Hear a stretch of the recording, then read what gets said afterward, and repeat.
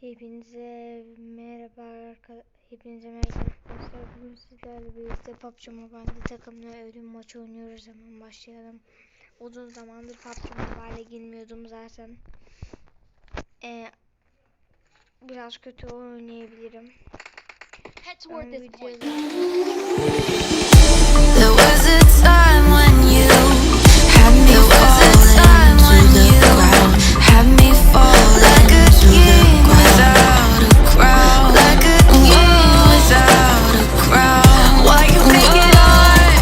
Don't let me down. Why you make it hard? Don't let me down. I'm waiting for your love. You just keep on waiting for your love. You just keep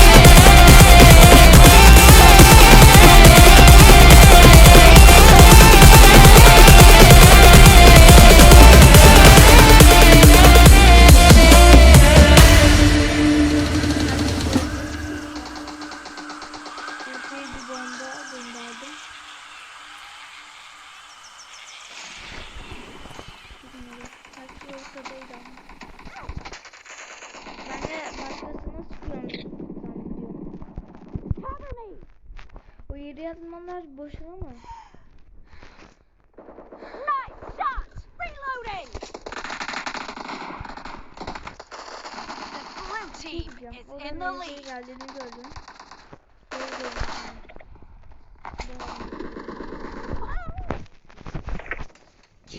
Bazılarının o kadar almak kolay ama bazıları ise çok zor.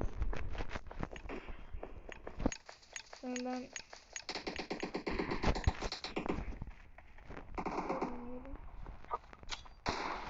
bir bomba salladım.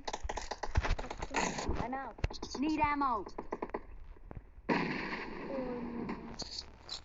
Kimse sattı lan. Ses atanlarınız çok olsun. Cover me. Olur ki. Kill.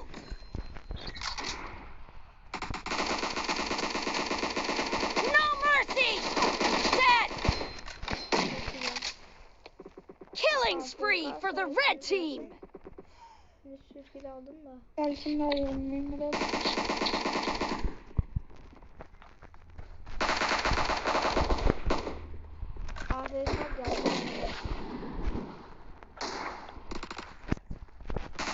Killing spree for the blue team. Evet, çok gidiyoruz.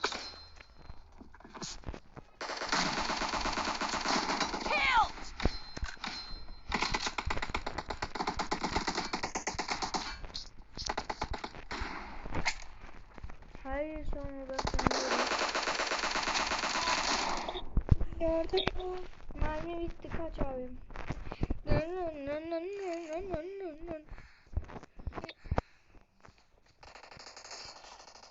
Half of the match is over, and the blue team is in the lead.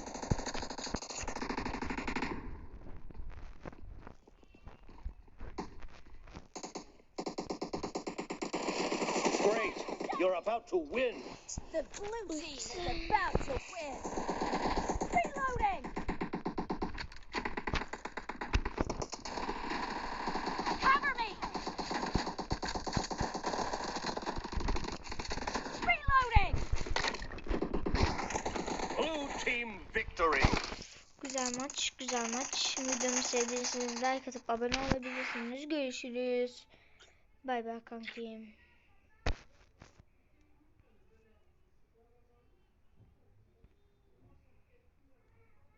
Bye bye.